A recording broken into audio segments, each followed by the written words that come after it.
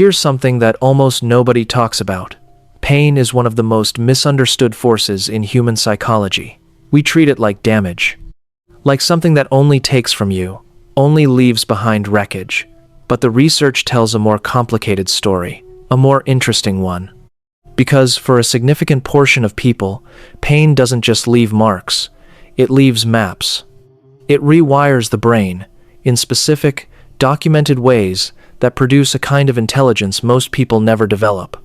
Not because they aren't capable, but because they were never pushed to the edge where that intelligence forms.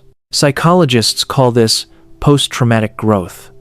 Not a concept designed to romanticize suffering, but a framework for understanding why some people emerge from the hardest seasons of their lives with a depth, a clarity, and a capacity for understanding the world that others simply don't have access to. And the signs of this are more specific than most people realize. The first sign is that you understand people without needing them to explain themselves.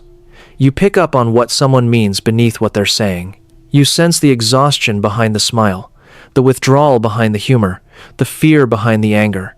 This isn't a gift you were born with. It's a skill your nervous system built, because at some point, reading people accurately mattered. When pain teaches you that the surface and the truth are not always the same thing, you stop taking things at face value. You learn to look deeper, and that becomes permanent. The second sign is that your emotional range is wider than most people's. You don't just experience happiness or sadness in broad strokes. You feel things in fine detail. The specific texture of a quiet afternoon, the weight of an unspoken goodbye, the strange, bittersweet quality of watching something end. Neuroscience offers a reason for this. Emotional pain activates and sensitizes the limbic system in ways that expand how the brain processes feeling. People who have moved through significant pain often describe their emotional world as more vivid, not less. Intensity becomes the norm, not the exception. The third sign is that you have an unusually high tolerance for complexity. Most people are uncomfortable when things don't resolve neatly. They want clear answers, clean narratives, and simple explanations. You don't have that luxury, and over time, you stopped needing it. Pain rarely makes sense when you're in it. It doesn't follow a logical arc. Living through that taught your brain to hold contradictions, to sit with uncertainty without collapsing into it. Psychologists describe this as integrative complexity, and it's one of the strongest predictors of wise decision-making and mature judgment. The fourth sign is that you can tell the difference between what's urgent and what actually matters. Something shifts in your sense of priorities when you've been through real difficulty. The things that used to create anxiety, the social frictions, the minor setbacks, the noise of everyday competition, these tend to lose their grip on you, because you have a reference point now. You know what it feels like when something genuinely threatens you. And most of what other people treat as catastrophic simply doesn't register at that level. This recalibration of priority is one of the quietest and most underrated forms of intelligence pain produces. The fifth sign is that your instincts about people's intentions are remarkably sharp. You've learned to trust your gut in a specific way that isn't paranoia and isn't naivety. It's something more calibrated. Pain often teaches this through disappointment, through moments when you ignored a quiet warning inside yourself, and later understood exactly what it was trying to say. Over time, you stopped overriding those signals. You learned to listen to the part of you that knows something is off before the evidence arrives.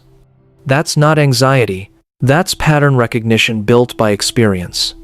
If any of this is resonating with you, it might mean you have more psychological depth than you've given yourself credit for.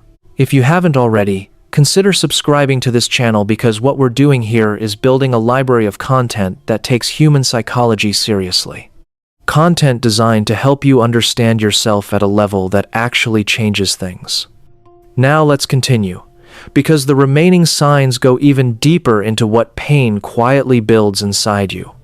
The sixth sign is that you have a relationship with silence that most people don't. You can be alone with your thoughts without immediately reaching for distraction. Not because stillness is always comfortable, but because you've been in places where it was all you had, and you learned to find something there. This is rarer than it sounds. Most people are genuinely uncomfortable with inner quiet. But people shaped by pain often develop an interior life that becomes a resource rather than a threat. A place to think, to process, to return to. The seventh sign is that you ask better questions than most people around you, not just in conversations, but in how you move through the world. You want to understand the why behind things. You're skeptical of easy answers.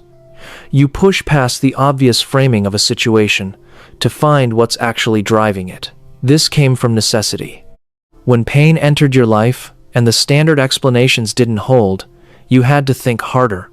You had to question what you assumed to be true. That habit of deeper inquiry doesn't leave.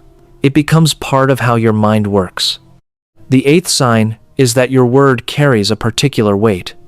You don't make promises casually. You're careful about what you commit to, and when you do commit, you follow through.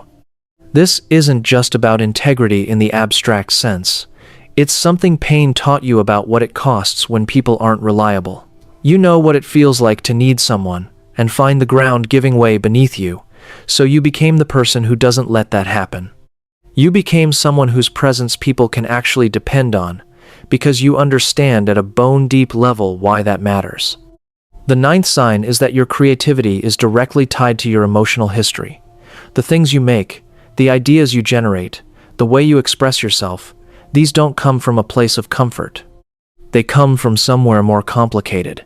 Research on creativity consistently shows that emotional depth and the processing of difficult experiences are among the strongest drivers of original thinking.